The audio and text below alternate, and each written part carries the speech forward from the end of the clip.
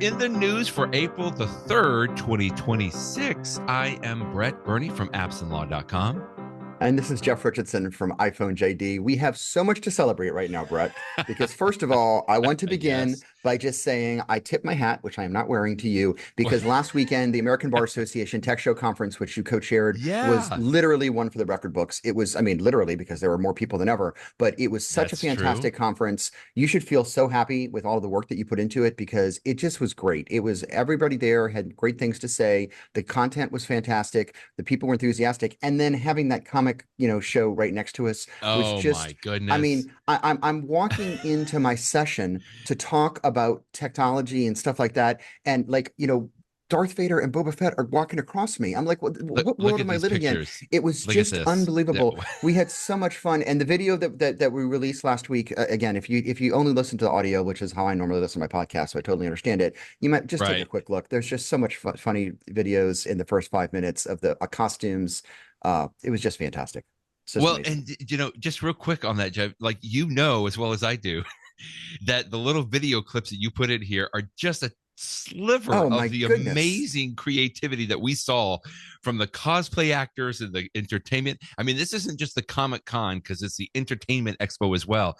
And so you had the widest breadth between like Marvel characters to Star Wars to Harry Potter, you name it, it was there. And I just could not get over. We were just talking earlier about how we would stand there just watching the stream of people come through, and it was just so incredible. I mean, it just made me so happy to be there and to see all of that. Oh my goodness. Because of the creativity of people. I agree. And there are like amazing Superman and Batman costumes, but that's probably something you would buy off the shelf.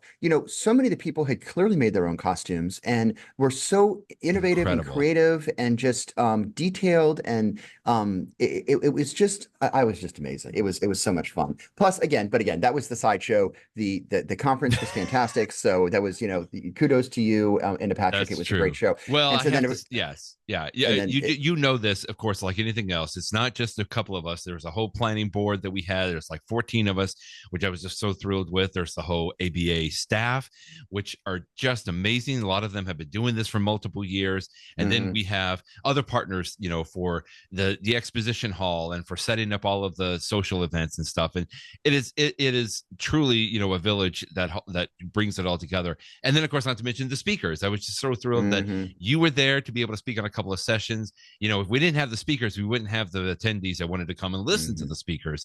And so I'm just always thankful, of course, for so many people that make it a success. Yeah, it was, by the way, you did a very nice job interviewing Nilay Patel, and he had a great presentation too.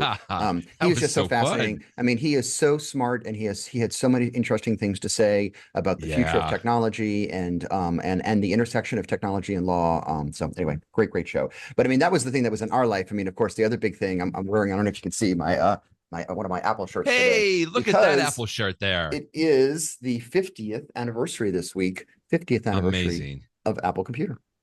50 years old. And I mean, you link to so many great stories, and you can determine where you want to start here, because I had seen so many. I mean, I was a little out of the news cycle last week, but there were so many stories about this. I mean, I saw everybody from obviously the big journal, Wall Street Journal, New York Times, and everything covering it, but then just everybody like sharing their own thoughts. And, there's so many of us that are probably of the same vintage as Apple these days. And there's so many good stories. You even linked to some from Jason Snell and some folks that have been using Apple products for so long. And it's just been wonderful to kind of walk down, again, multiple memory lanes for this past week or so. But really just to hear and to kind of see and understand, the evolution of this company that means so much to so many of us today, that because we're just using so many of these products on a daily basis and relying on them so much. Yeah. So many aspects of it that were interesting. And you touched on, of course, it was, the 50 years ago. So a lot of people wanted to talk about the founding of Apple in those early days, and there were Right. great stories. I mean, like I said, the Upgrade podcast where Jason sort of did an oral history. Yeah, you mentioned that. It's a very different format from the normal podcasts, and he's telling a story, and it's sort of like the rest is history podcast, something like that. He's basically just telling the stories of it, and some of them are stories that we've heard before, and some of them are things that I've seen in that David Pogue book, which is so fantastic, and some of them are Okay. stories I had not heard. But all of those origin stories are just really interesting. And it also just not only is it interesting to hear about, Apple and at the time, there, but it just is an interesting reminder. I mean, I was obviously a little kid at the time that Apple was founded, but you go into the 1980s as Apple was starting to be big, and I was in middle school and then high school. But it just the world of computers was just so different. Yeah. And Oh, yeah. nobody really knew what the future was going to be, except that we could tell that computers were going to be big. I heard a number of people say that, everyone would tell parents, and Apple even had some advertising campaigns that capitalized on this, that, you want your kids to be using computers because computers are going to be the future. We all knew Right. that was the Right. case. I mean, I think today where people are saying, use AI because we know that AI is going to Exactly. be the That's future. We can't tell exactly you exactly right. how, and Right. some things are not going to work and some things are going to work, but it's clear that this is transformative. That same was true 50 years ago and 40 years ago. The Great personal point. computer was clearly going to be the future, and people were trying different things. And every time someone came out with a new computer model, it would be incompatible with everything before, but that was fine because that's just how it Right. was done. So I thought it was really interesting. And it's not just computers. One of the stories that struck me is that so many things clicked to make Apple a success in the beginning. Of course, the fact that the Apple II computer was one of the first all-in-one computers. You didn't have to put it together in a kit. Everything was there. You could purchase it and you could do all the useful things with it. But one of the things that really made it successful was actually the disk drive. And there are interesting stories about how Apple Yeah. knew that the cassette drives were problematic and they needed something to store more.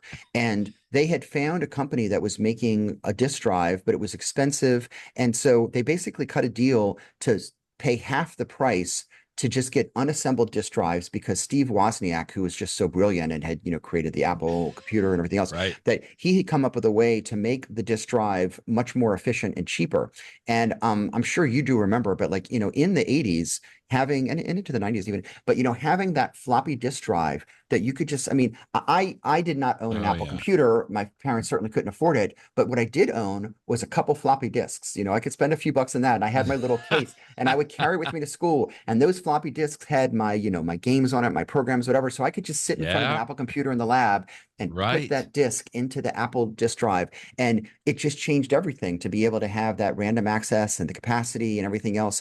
And people don't talk about the disk drive, but that was as revolutionary. Once Apple did that, Right. everybody else was Great like, "Oh, point. we have to have disk drives too," and we all did it. And then, of course, Apple changed things again when with the Macintosh, and they said, we're not going to have the floppy disks. We're going to have like the smaller 3.5-inch hard disks, Hard so that they're disk. much more durable. Right. But there's Right. so many examples of Apple between the user interface and the hardware and the software, just changing things that we now look back at. And we're like, well, of course, that's the way it was supposed to be. I think we even talked last week about the example of, it used to be that portable computers, which were so huge, but the keyboards would be near the front because that's how typewriters were. And someone at Apple had the idea of, wait, if you push the keyboard back, you could have like a palm rest. And of course, everything, I mean, every keyboard now has that. But there are all these Right. ideas that smart people came up with and Apple was often a part of. So it's at 50 years, I think is an appropriate time to sort of to look back. So that's one set of the stories is the origin stories, the creation stories. But it was just as Yes. interesting, as you said, to talk about, people talking about what Apple made to them and meant to them. And I saw so many stories this week that I'm like, am I going to read this? Because it's just a personal story. And I'm like, well, actually, this is sort of Right. interesting. Someone talking about, often they were younger, like a teenager like me, using them in a computer lab or something like that. But people had all their stories of when they first became exposed to Apple technology. And of course, for some people, they weren't exposed to Apple technology until the 90s, or for some people, it was the iPod was the first time they used an Apple product in the 2000s. For some Right. people, of course, it was an iPhone was the first time they used an Apple product. But wherever it was that you picked up on the Apple train along the way, you have all your stories about how it changed so much in my personal life for me to have an iPod or to have an iPhone or to have an iPad or whatever it is. Oh So yeah. those were fun to read this week too. This is probably my favorite here from David Pogue, which you Hmm. had mentioned because you're reading his newest book, Apple, The First 50 Years. We talked about So that good. last week, I So think, good. or a couple of weeks ago, just because we've been following David Pogue for a long time. I didn't Hmm. realize, like, he really wanted to focus on being like a songwriter and an actor and, a Broadway producer. Or a Broadway actor, but he ended up just doing this technology coverage and becoming such a more influential voice in that aspect. Go ahead. Yeah, he was a conductor is what he was. He played piano, A keyboard, but he was conductor. he was Okay. mainly a Okay. conductor. But his interesting, one of the many stories he has that's on the page that you're showing right now is the reason that Yeah. he got introduced to the Mac was a reason that for many of us was the reason it was for me that Apple had this great program and they still have educational discounts today where you could get very deep discounts if you Yeah. had an educational price for a computer. And so he said that he had an opportunity to buy a Mac, which were so expensive at the time, for half price.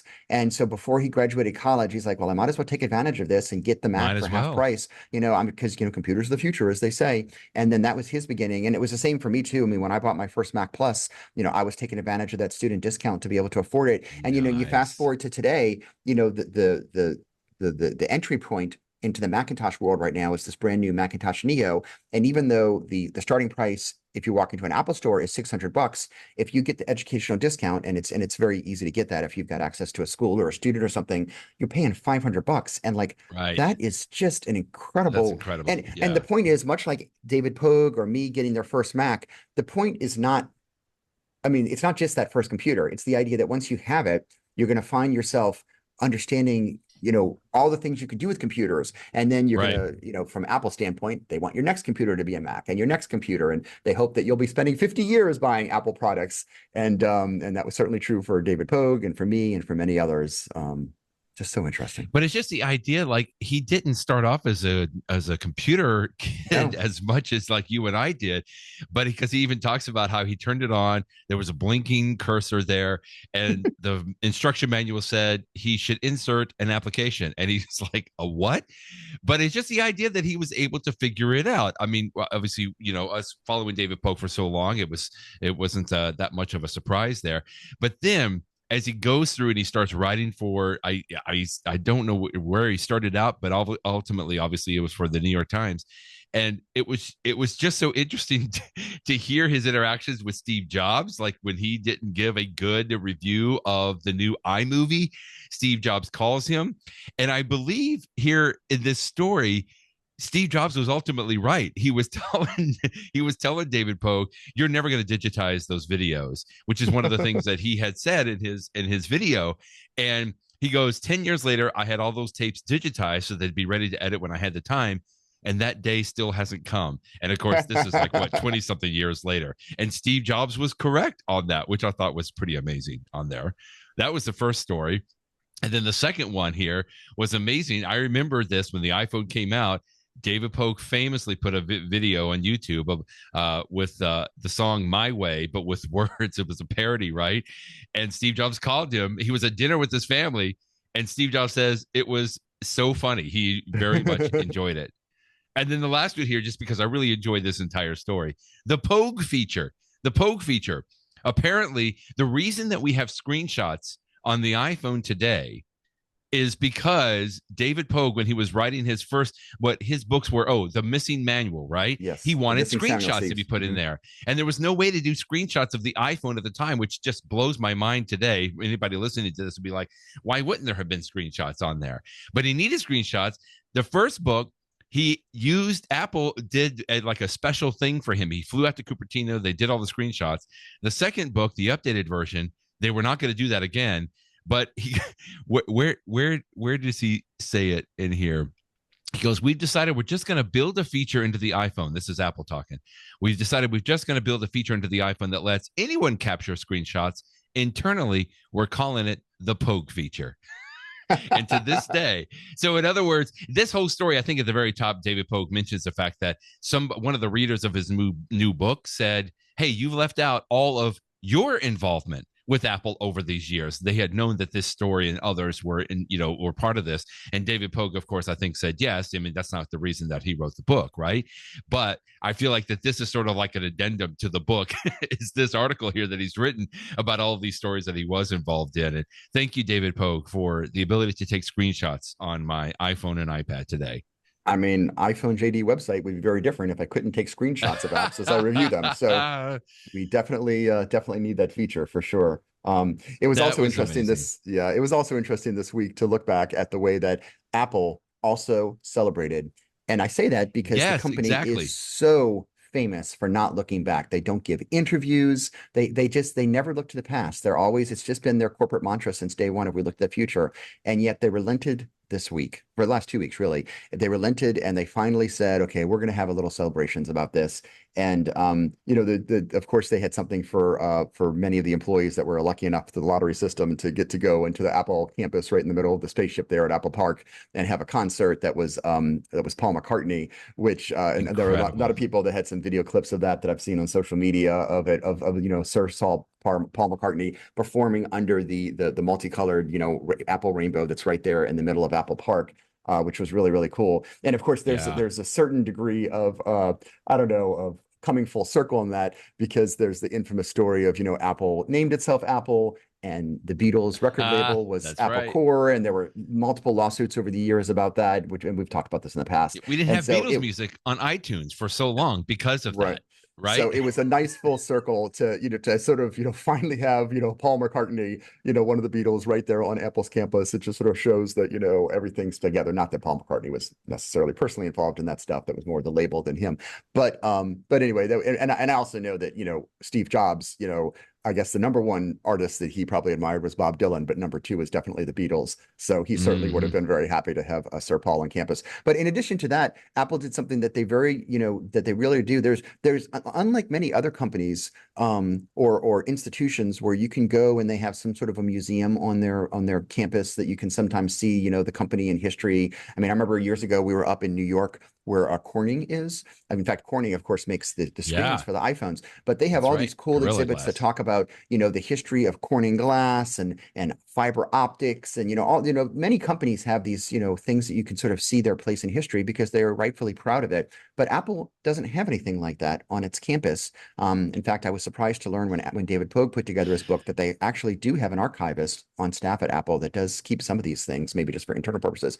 But so the Wall Street Journal had a very fun video that I had at the end of the post today, where I think it was Ben Cohen there who went over to, and he Apple showed to him something that I had seen on social media was right there at the company. I forget what building it was, but they had gone through their archives and they had found, of course, some of the famous products over the year, like the original iMac and stuff like that. But more interesting was they had some of the original prototypes. And it's so funny because they have this prototype for things like an iPod or something like that. And you look at it on the table and it's huge because, they would have a little screen, but then there would be a cable connected to it and they would have all of these parts. You're like, how are you going to fit all this into the final product at the end? But because they're still creating it, everything sort of exploded out. And it was just fascinating to see, you almost never see these things, these examples of the behind the scenes, how they put things together. There's a prototype of an Apple Watch that's got all these cords coming out of it and stuff like that. This one, right? You can see the screen of the Apple Watch, but then like all this other stuff, like some engineer has to say, oh my goodness, this thing's going to weigh 20 pounds. How are we going to get this into something that can fit on your wrist? But I guess they know that they're going to get there eventually. So I really enjoyed this video and I definitely recommend watching it. It's fun to see. And, Tim Cook's talking as well. And Tim Cook, as usual, doesn't, he's not going to say very much, but he's going to say a few interesting things. I think some of my favorite parts are at the very end here where the journalist Ben brings out, he went into the archives of the Wall Street Journal, brought out some stories of when, first of all, the first mention of the Apple computer, which was like 1976, right, of the Wall Street Journal. Yeah, here it is. And then this was my favorite. He's like, here's a story of Apple appoints cook of Compaq to key post in sign Jobs may stay. And so that's the actual story, I think from 98, right? That's when Tim Cook came on board at Apple.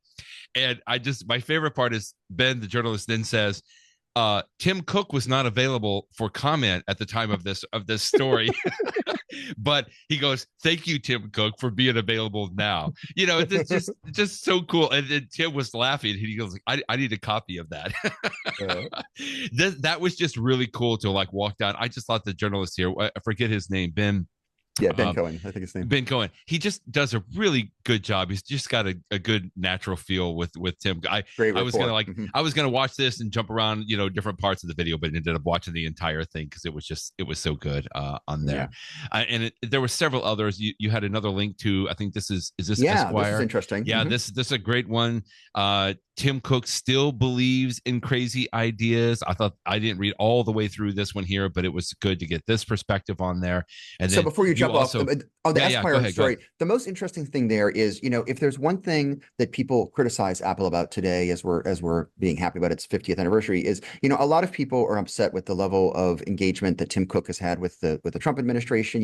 Famously when he gave him that gold plaque. I mean, it's just so clearly pandering and stuff. A little and weird. I give the Esquire reporter some credit, because he got Tim Cook to open up a little bit about that, which is something that he doesn't talk about really at all. And again, you can agree or disagree with him, but it was the best explanation that I have seen of why he does that. And he pointed, it's not just the U.S. administration, it could be other companies as well, other countries as well. But, he gave this the passionate speech that we believe in engagement. He's like, and, the one thing is, and of course he was, I'm going to be more direct than Tim Cook was in what he said. But what Tim Cook was essentially saying is, look, I have this opportunity.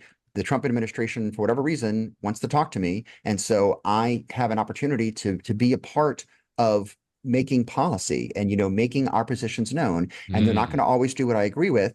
But, and I do personally agree with this too, is that I know that he has a lot of criticism, but it's better, I think, to engage and have a seat at the table and at least have the opportunity to make your viewpoints on things like privacy and what is right in the world. And it doesn't mean that whoever you're talking to, whether you're talking about the leader of China or America or you name it, it doesn't mean that they're going to agree with you, of course. And I know that it's going to make people, upset that, someone like Tim Cook, who is, perhaps one of the most, prominent gay men in the world, to be engaging with an administration that has policies that are against that. But at the same time, on the things where they can find common ground, his point was, let me at least use the opportunity to try to, make, change. And this is an issue. I mean, it gets into politics and stuff like that, is at what point do you just say, I'm not going to be a part of this at all? And at what part he's like, well, the system is the system. Let's at least try to steer things to the better to the extent that we can.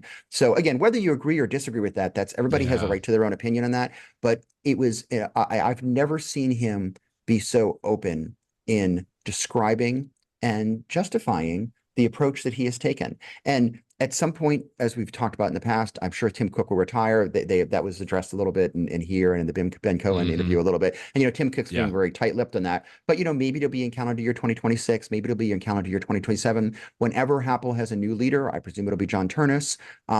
They may take a different approach to these things. But this is the approach that they have now. And, so it was interesting to hear his explanation of that. A few other things I'll make sure I link in the show notes.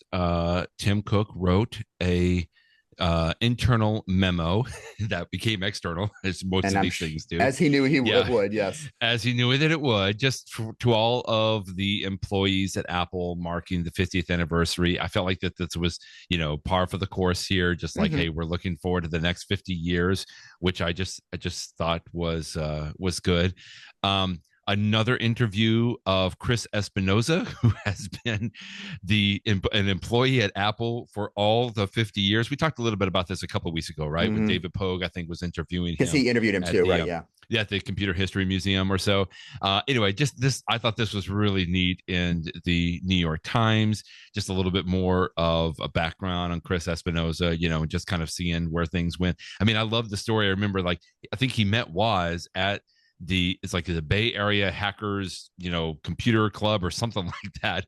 And he was 14 and rode his moped into Apple Computer to work for the day. I just thought that was good. I loved on the Chris Espinosa story. I'll just say what's interesting to me is he's the only person that's been there the entire 50 years. And crazy. although you could argue that I think technically Steve Wozniak still claims that he gets health insurance through Apple. So I mean, Yep. you can make an Yeah. argument there. So But in terms of somebody actually working at the company, he has literally worked there for 50 years, and I'm glad that he has had a chance to have his moment in the sun over the last week. me But too. Me too. what Yeah. was revealed in so a number of places, but including this New York Times article, you just scrolled past it. I think it says in the first paragraph, of all the jobs that he has, his current position is he works on the Apple TV team, which The I just thought was TV, right. interesting because part of me thinks like someone who has that much history with the company, wouldn't they be involved in like the company's most important product, the iPhone or something like that? Because Right. as much as I love my Apple TV, nobody would argue that it's anywhere near the top most important product for Apple. I mean, it's a great product. Well, I yeah. use it. I Right. wish it could be better, but I just thought that that was interesting. Of all the places, I mean, it was almost like saying, he's the guy that picks the menus at the cafeteria. I'm like, what are you talking about? Why isn't he doing something more? But again, the flip side is Right. I'm sure he can do whatever he wants at the company. Whatever he wants. He even has funny stories about years ago when Apple was doing cutbacks. They wanted to fire everybody, including him, but he's like, he'd been here so long that his severance package would be too large. It's like they couldn't afford to fire me, so he got to stay there because of that. So anyway, he's a colorful character. I follow him on Mastodon and social media. He's very funny, and anyway, so it's a fun article in the New York Times. The last thing quickly, I think I was just gonna Yeah, the mention between maybe jobs, the between jobs. I thought that what a great title. First great of all, from title. Jason Snell at Six Colors, but he actually this full story was posted on the Verge, right? Right.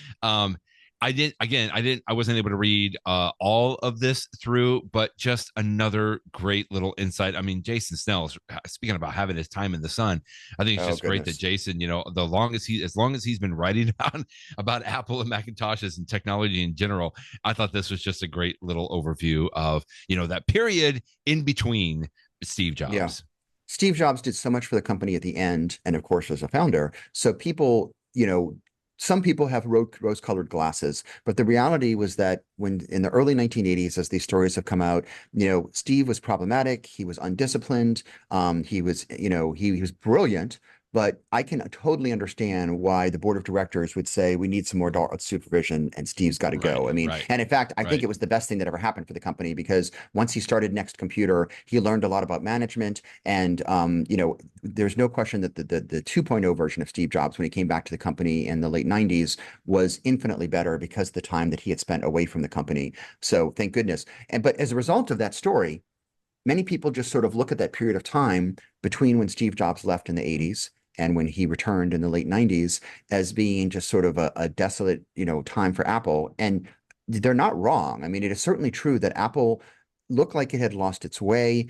The Macintosh was Yeah. doing okay, but that was such a tiny, tiny market share. And they knew that they needed a more modern operating system that could allow true multitasking without crashing the system. And they tried to do something with IBM and it went nowhere. And, say what you will, there were some smart decisions made during that time period, not just things like the creation of the PowerBook, which was so important because of the laptop industry that Apple spawned, but also because of some of the decisions made during that time period. And we talked about some of these last week. So the Jason Hmm. article is good because it's like there were some really important things at Apple that did take place between the two Steve Jobs that are an important part of the story. And Apple would not be here today, but for those things. Having said that, thank goodness that Steve Jobs came back to the company, brought it back from the Yeah. brink of bankruptcy, brought all of the discipline, focused on its products, focused on, some good successful ad campaigns like Think Different, came up with, was part of the team that came up with the iPod, part of the team that came up with the iPhone, the iPad, everything else.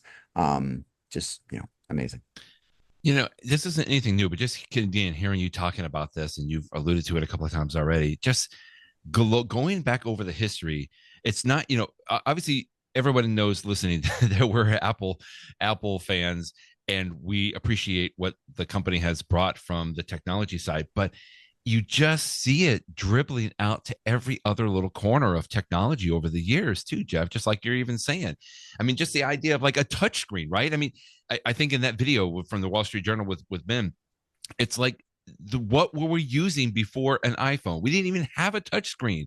We had Mm-hmm. these very clunky phones. I mean, the touch screen would have been very clunky at best on some of those old mobile devices, and just having something come along that was so new and refreshing, we just wouldn't we can't even imagine a world without a touchscreen the way that it is today. And then just there's just so many other areas, and you know, in fact, even into like the services area now today that we have, you know, so much available. And again, Apple is never normally one to the starting line of a lot of this Hmm. stuff, but Yeah. they take a good idea and they continue to improve upon it to the point where they become the best at it so Yeah. often. Time after time. I mean, from that first disk drive idea that they turned into something that was, Right, right. affordable, You mentioned that. to so many things. There were MP3 players, there were smartphones before the iPhone. There were, think of the examples. There were computers before the Apple II. There was a GUI interface before the Macintosh. But for all of these Right. things, they figured out the way to make it work and to make it click. And that's the difference between an interesting idea and something that changes the world. All right, last little thing I'll make sure we post in the show notes. Tim Cook posted a rewind video. Where is this what it was called? The rewind. And so literally, and I think other people had, and I'll make sure I have a post in there too. If you listen to it in reverse, it has the song of Think Different, or the tune of Think Different, right? I mean, that was pretty cute. Somebody had a lot of fun making that, I believe. Yeah. And did you see the Apple website on April 1st, or one of the videos of it? It was very No, I cute. did not. Yeah, Was there's a it link to it in the John Gruber had a link to it, oh, here, let me pull it, let that me pull showed it it. up. It was actually very cute. Yeah, when he says the video file is hosted here, I don't know if you click on that, if it still works.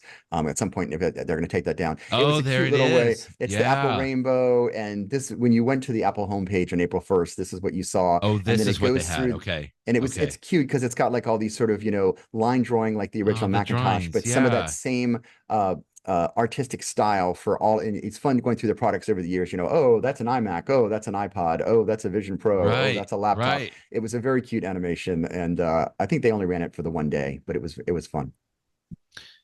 Very nice. All right.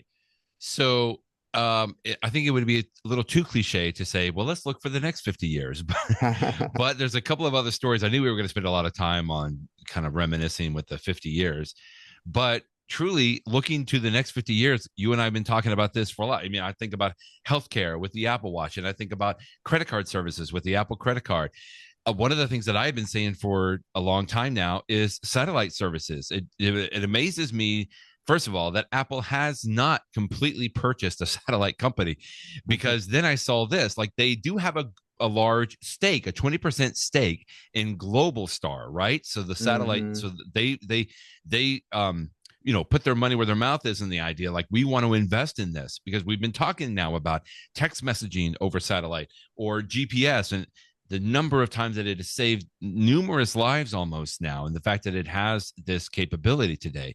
And I'm like, let's go there. Like I'm ready to kind of lessen our reliance on cell phone towers if we have these satellites that can handle more and more of this type of traffic. Well, this was a little weird when I saw this. Then now Amazon wants to potentially purchase Global Star. And so I think you point out in your post today, this is kind of almost kind of pit Amazon against Apple, because if Amazon takes a full ownership stake in Global Star, does that mean they're going to push Apple out? Do they have to find somebody else? There's not like a whole lot of satellite communication companies available out there, but this will be interesting to watch. Yeah. SpaceX, Elon Musk's company, has Starlink, right? And the Right. Starlink, there are many people that if you're in a part of the world where Starlink satellite service is available, it's the one and only best, and not only the best, it's the one and only way to get internet service is through these Starlink things. And so it's really interesting. And they have so many of those satellites up there. I don't even know what the number is, tons of them. And because of SpaceX's capability to Right. reuse its rockets and get stuff up there, that they are by far the market leader. Amazon does have some. They have a smaller number of satellites up there, but they can't really compete directly right now. And so if they wanted to be a true competitor to Starlink, they knew that they were going to have to partner with somebody. And there's not a lot of people in this field. So when Apple first looked at it, in fact, when Apple decided to put the satellite feature into the iPhone, and it's also available in some models of the Apple Watch too. They did Right. talk to Starlink, and but ultimately they went with Global Star, which is actually a company. It's right outside of New Orleans here. It's in Covington, Louisiana, just the other Oh, side of Lake Pontchartrain from where I nice. live. And so they have this company, and at first Apple just partnered with them, and then 2 years later, Apple decided to buy a 20% interest in the company, which is Right. interesting because clearly Apple had the money that if they wanted to buy it, they could have just bought it. But I guess that they decided that it would be better to Yeah. have, the company be independent for all the various reasons. And yet by Hmm. having a 20% ownership interest, and I'm sure that that comes with some other things too, they could Yes. ensure that the Right. company, continues to work with Apple. And I guess it also gave them some protection against what if somebody like Amazon were to come in and just acquire Global Star. Hmm. You wouldn't want Amazon to say, okay, we own Global Star, and if Apple wants to continue to provide this service, we're going to now increase the price 100-fold over or something like that.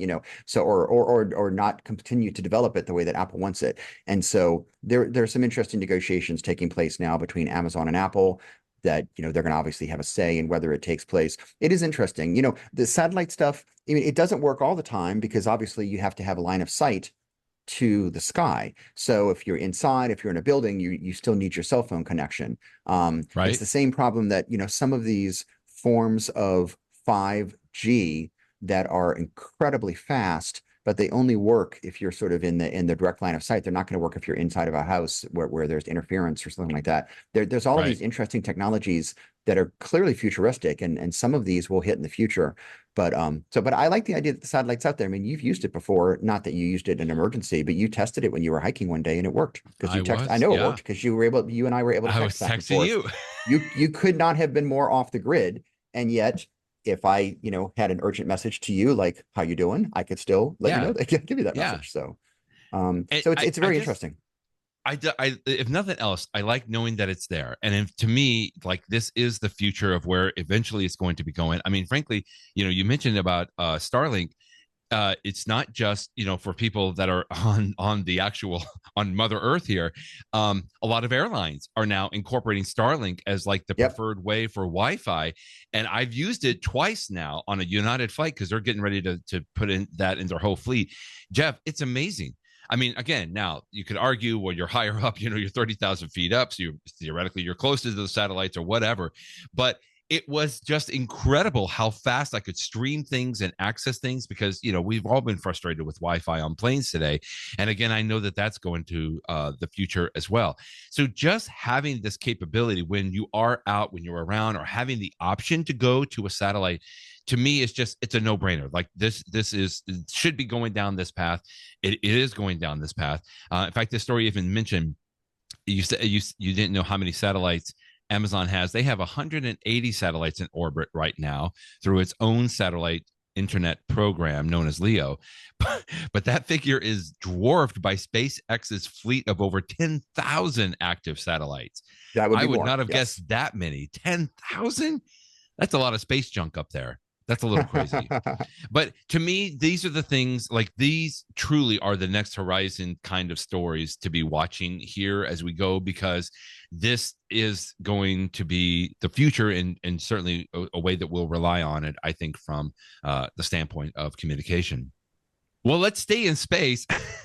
Another story that you linked to is hopefully everybody has witnessed the amazing Artemis 2 space mission that was launched, what, I think 2 days ago now.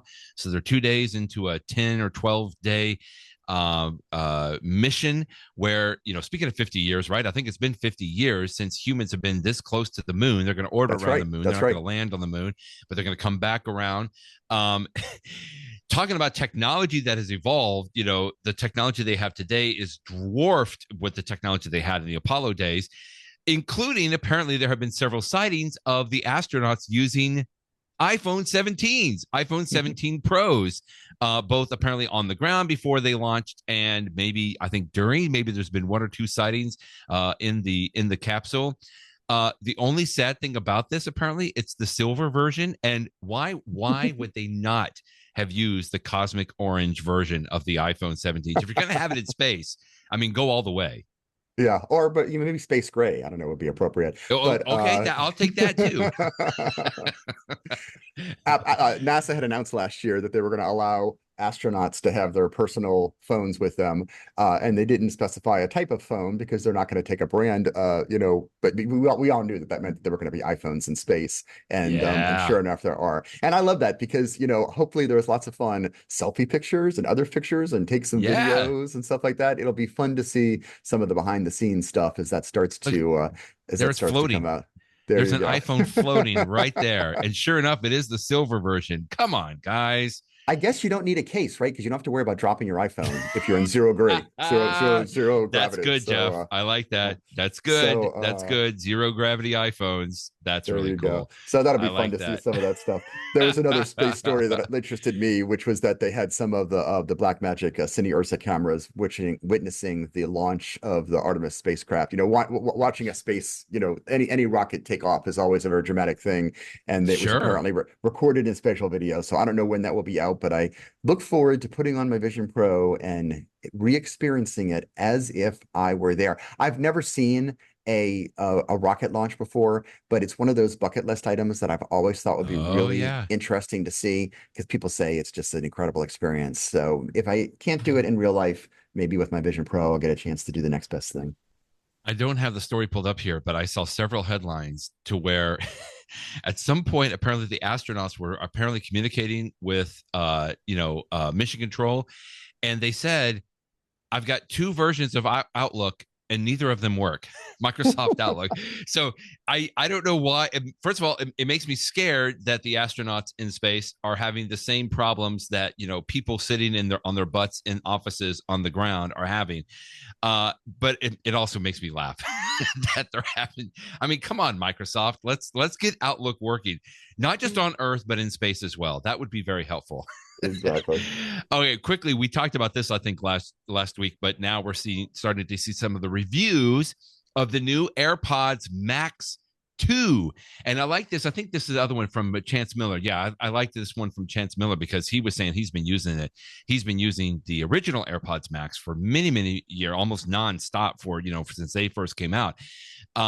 Nothing changed on the physical aspect of it. Everything was sort of more internal improvements. Yeah. I mean, the best thing that you could say about the reviews is that they all say it works great because I know that AirPods Max, right. because of their price, are not, very popular. We go from the Vision Pros to AirPod Max to, very nice product Apple makes, but that they're so expensive that very few people buy them. But if you do want that over the ear, approach, Yeah. it's Yep. nice that the AirPods Max now have feature parity with the AirPods Pros that I use Pro. that I'm wearing Right. right now. Right. And so it's nice that they have all the good features. And I mean, the reviews have really been positive. I have read went through the reviews. I linked to at least two of them, and everybody has said, it does what you would want it to do. It sounds great. It Yeah. works great. It has all the features. So if this is the form factor that you want, it's a good product. And again, you can buy also good products from other companies for cheaper if you want, and they're not going to have the fit and finish and everything else of the Apple products, but you can just Sure. decide where you want to put it. But if you decide that this is something you want to buy, it used to be because the AirPods Max had not been updated, I felt bad about it. It's like, yeah, I almost feel bad for somebody Right. that Right. buys them because you're not getting those same cool features that you have in the AirPods Pro. But now you don't have that reservations anymore. I mean, the only Yeah. reservation is the price, but anyone can make that decision. They can see what the price is and they can decide for themselves whether it's worth it for them. There's no risk of somebody buying it and then getting home and like, oh, I didn't realize it's not going to have XYZ that other Right. products. I Right. mean, it now it has the X and the Y and the Z. So that was nice to see from the reviews this week. I still have a reservation about these. I would have gotten these, except for the fact that they're just so big. I mean, even Chance Miller They are says it in here big. somewhere. Yeah. He's like, and there's cases, there's scenarios where the AirPods Max are the sole thing making my backpack too big to fit under the seat in front of me. Yeah. And it's Yeah. like, I can't stand that when I travel. That's why I love the AirPods Pro for multiple reasons. But then we talked about this last time as well. He says, I'm looking forward to trying my AirPods Max 2 on my next flight because I've always felt the original version doesn't do a very good job blocking out the constant hum of the plane engine. And that's exactly what I use my AirPods Pro for, is to block that out. And to your point that you just mentioned, if I had purchased the original AirPods Max and compared them to the AirPods Pro, I would be like, well, the AirPods Pro are much better. Like I want all of that, active noise cancellation. And to your point again, now you can get it, right? Like, so you have the AirPods Max too, which I think that's great. So good to Let me see that just some say, of those reviews are coming out. sort Yeah. of reminds me as you're talking about using them on a plane and stuff like that. When I was flying back from Tech Show from Chicago to New Orleans last week, I had my Vision Pro with me because I had been doing a presentation at Tech Show about it. And so Right. since I had it, I decided that on one of my plane flights, I'm just sort of sitting there. I was like, you know what? I got my Vision Pro. I'm going to put it on the plane. And there was a video that came out last week while we were at Tech Show from Apple. It's called Debut at the BBC Proms. I did not know of this, but Whoa. apparently there's Okay. something called the Proms in England that has the BBC Symphony, and it was an incredible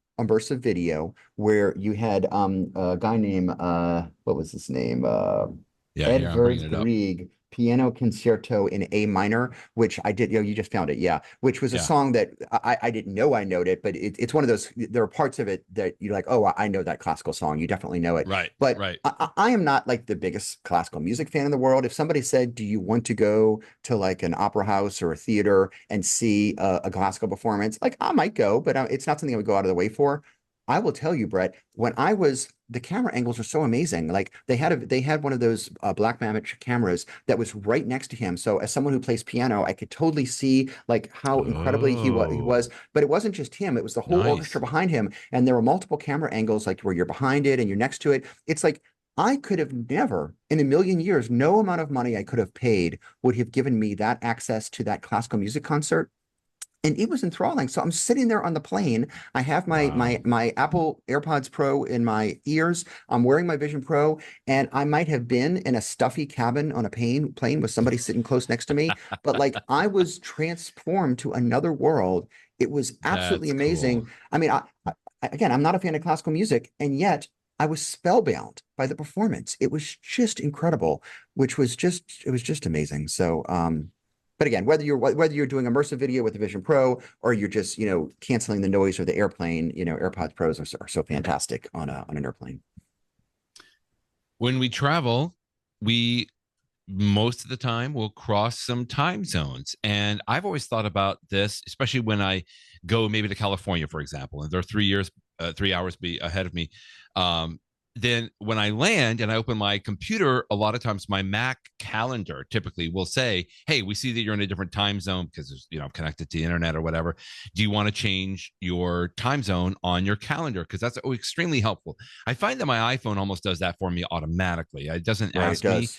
but my Mac will when I open it up will say, "Do you want to change the time zone?" Now, the way I do it is I have a drop down at the very top. You can go in and set that in settings, so I can say, because sometimes I might need to make a call with somebody back on Eastern time, so I want to make sure I get their correct, time.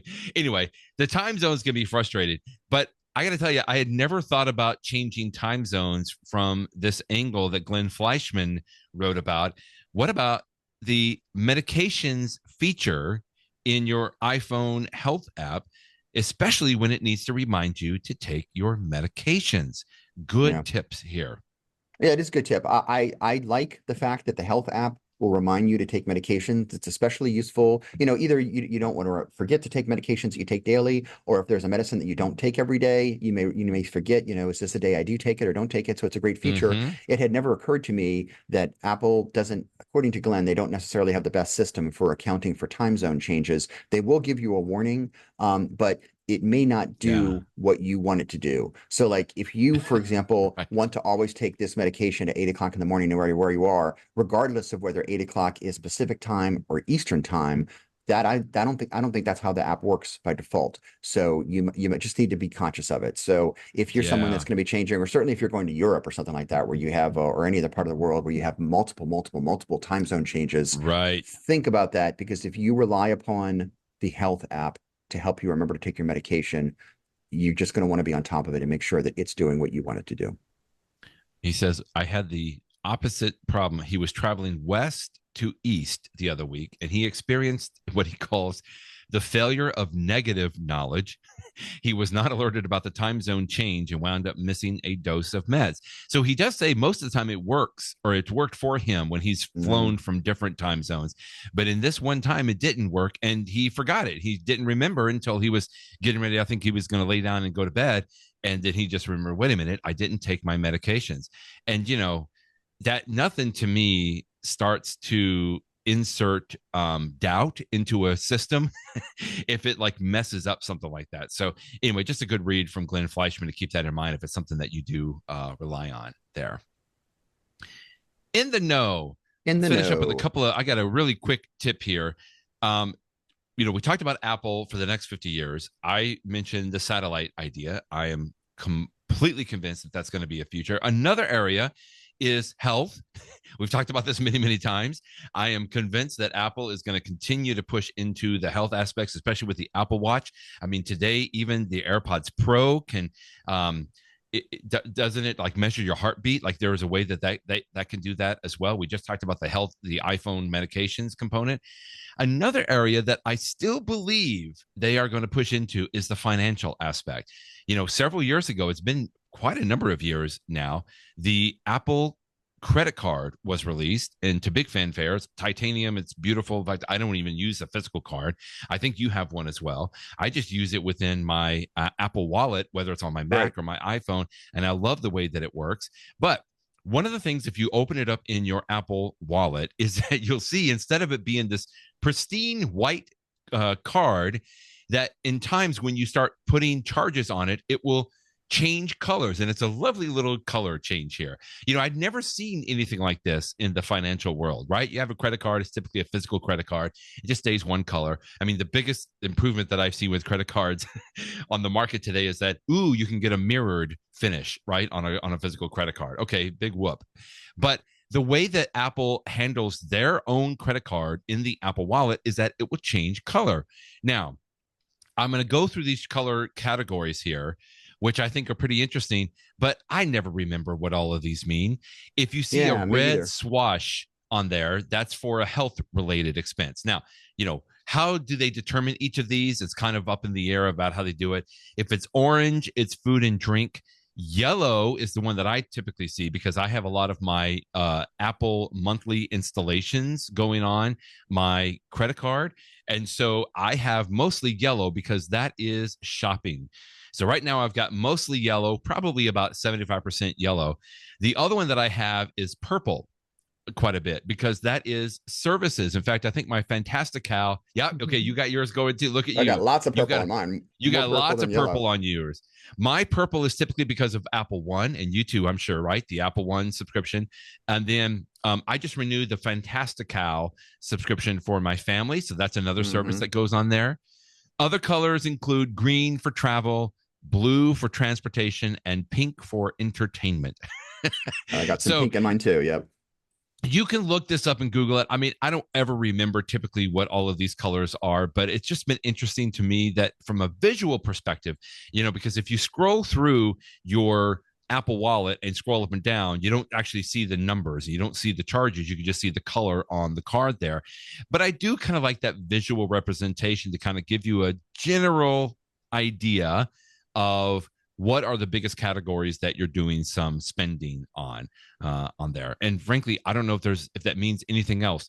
It's just kind of neat that it has the colors there. It's kind of neat to understand what that can mean. Otherwise, I will tell you the other thing that I do enjoy about it is that when I pay the credit card off completely, you can see that the colors just kind of smear back into a pristine white credit card. So it gives you a little bit of satisfaction from that aspect. So that's my tip for the day. I've actually never seen that before, where all the colors go away. I guess it's because I use my Apple Card too much because I didn't realize it ever goes back to white. But I did know that the colors corresponded to the types of purchases you were making. Right. But I have to admit, until you just showed me that list, I actually had never looked at what they were. And it doesn't surprise me. I mean, obviously, the reason I have a lot of purple and a lot of pink and some yellow is because that's what I do. I don't think I've ever seen a dark red on there because I guess I don't use my Apple Card when I, pay for the hospital or something like that. So I use my American Express card for that. So I guess that's why I don't see red. But by the way, another quick one is that if you tap on the three dots in the very top there, they now have a little section called rewards and offers. And if you Uh-huh. tap in there, it'll show you what other special offers. For example, right now, I think typically they give you 3% back at any Walgreens. And this is why I'm thinking Mm-hmm. about it, because I wonder if you have a purchase at Walgreens, it may turn red. But right Yeah, now, at least on mine, you can get a me too. 5% daily cash back at Walgreens. And it tells you got Mm-hmm. 1 month and 16 days remaining on there. The other one that I have is you can, if you do a referral to a friend, you can earn $75 in cash, and your friend gets $75 in daily cash too, which is really great, by the way. That's a Mm-hmm. great little referral thing. But anyway, that's in the rewards and offers. So when you mentioned the red for the health, I wonder if Walgreens would count for that. I don't know. I typically would think for like hospital bills, that kind of a thing on there, that would Yeah, show up. exactly. Hey, Brett, could I interest you in an Apple Card? Oh, you already have one. I'm Oh, well. Trying to get my already there. 75 I bucks know. there. Oh, I'm trying well. to, hey, if anybody out there wants, you can either go to Jeff or go to me. We'll be happy to give you a referral to your Apple Card. What would it That's take for good. me to put you in an Apple Card today? What But what would it take? good tip. I appreciate knowing what those colors mean. My tip today is you were talking earlier about the Pogue feature, about the screenshots. And Yes. the one reminder I wanted to let people know, or if you don't know about it, is full page screenshots. And the reason for this is, as you know, Oh normally when you take a yeah. screenshot, it's just what's on the screen at that time. However, if you are in the Safari web browser, and I think that other apps might support this too, but the only time I ever use it is in Safari. If you have something that Same. you would Yeah. scroll through multiple screens, when you press the buttons on the side of your phone to take the screenshot, there is an option, if Safari is the active window, to, instead of taking a full page screenshot, to do instead of taking a regular screenshot, to do a Right. screenshot of the full page, which includes the content that goes past the length of your iPhone screen. And the Yeah. reason that I will typically do that is, let's say I want to send an article to someone that's on the internet, and let's say it is, for example, a news service that I pay for, but I don't know if they would pay for. Maybe it's the New York Times. Maybe it is Great point. the Yeah. the something else, the Verge, which is something that I pay for. Maybe it is a local business publication. And there some things like the New York Times allow you to do gifts, a gift link, which I try to do on iPhone JD when I can. But Sure. it sometimes I just want them to have the article, and I don't want to have the nonsense.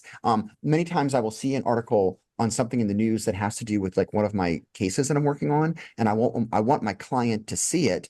And so, but I Hmm. just want to give it completely hassle-free for them. And so what I'll do is I'll do this feature where I take on my iPhone or my iPad the screenshot, then I use the full page feature, and then there's little crop things. And so you can crop out the ads. You can, if it's a really long article, sometimes at the bottom of like a news article, there'll be like ads at the bottom or the footer or stuff like that that don't matter. And so Yeah. I'll crop the story so that it's just the part of the story that I want. And what it will create is this very, very narrow and long PDF document. And Right. it's not the most efficient. So the size of those PDF documents can be a little bit longer, a little bit larger than perhaps it should be. In fact, now that I'm saying that out loud, I'm sure that I have tools on my iPhone and iPad that would compress them a little bit. I've never tried to do that, but typically it's not a huge deal. And then once I have that, I can email the article, and that way I know that the person, whether it's a client or a friend, whoever I'm sending it to, I know that they can read the article because it's just a PDF document, and so anybody can read that on any device. And so this is a nice reminder that maybe David Pogue himself did not ask for that feature, but it was a nice He addition inspired to it. the Pogue feature that's been around for years. I was using it last week at Tech Show because you're reading about things, and I'm looking up articles and sending things to other people in my firm of, oh, I just heard about this AI service, and so there's lots of reasons that you might want to use it, and it's a nice reminder Yeah. that full page screenshots is a very helpful aspect of the screenshot function. So you take a screenshot like you normally would. And then when you go into that, there's now two tabs at the very top, right? It says Hmm. screenshot or full Full page. And so if you page. tap on the full page, then it gives you this option, which is really, really neat on there. Hmm. I had a couple of questions. Number one, I just tried this. What if I go into reader mode first before, because to your point about wanting to get rid of all of the ads and everything, if I go into reader mode and then try to take a screenshot there, it looks like it doesn't do the full page on the reader mode. It'll It still do a defaults full back to the page page. on Yeah. the full page, which is fine, because I just wanted to know, because a lot of times, just like you, I don't want to send all of the junk with the ads and everything. I just want to send the content, right? And Hmm. so that's what sometimes I'll do that. And then the second thing, um, this is so good because before this full page option, the way that I would do it is I would take a screenshot, scroll up, take another Stitch them screenshot, together. scroll up, Yeah. and then in fact, let me see if I can find it real quick. I still have an app called Stitch It, the Stitch It app. Let me see if this is it right here. I thought they had. Oh, here it is. Yeah, yeah, here it is. So I would do this. In fact, I've even done this from a professional standpoint, Jeff. A lot of times, in litigation matters, we need to collect conversations that were happening in text messages or maybe WhatsApp or something like that. And so, if, and that's a pretty big if screenshots are adequate for that scenario, then I would tell them go do these screenshots because your tip only works, it looks like, in Safari. And so if you're trying to do full pages and other things, you can still do screenshot, scroll up, take another screenshot, scroll up, take another screenshot. And then I've used apps like Stitch It here to do exactly what you were talking about, crop the little image a little bit. And in fact, even Stitch It allows you to redact some information out of there if you wanted to redact a phone number or something like that as well. But I am thrilled. I remember when Apple came out with this because it's been a few years now. I forget what version of iOS that it came out, but I love the idea of doing the full page on there for like you. A lot of times I have a client or a customer that I want to send a story to or something, and I just don't want them to have to go to the link, and I just want to send it as the image. But it is a long image, so you still have to scroll when you send it. But it's still such a great little tip on that.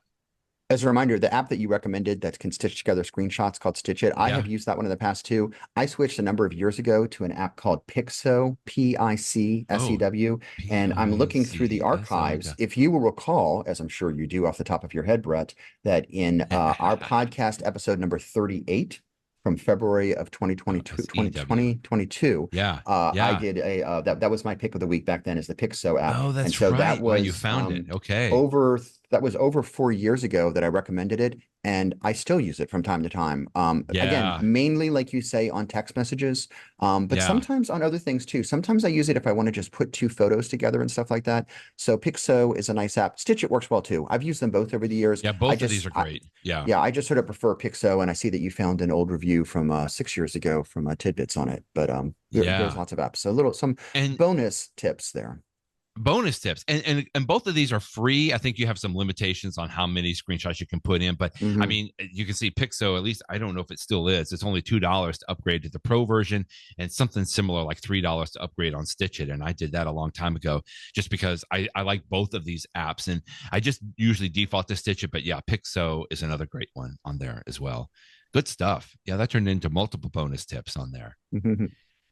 Next week, we're going to be off. We'll have some vacation time. I think it's spring break time for a lot of folks. Spring break for me, yes. Spring break for you.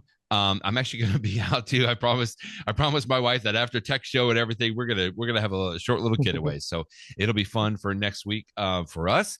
But that means on Friday, April the 10th, we won't have a podcast episode, but we will be back the week after. So we'll talk with you then, Jeff. Thanks, Brett. Bye-bye, everybody.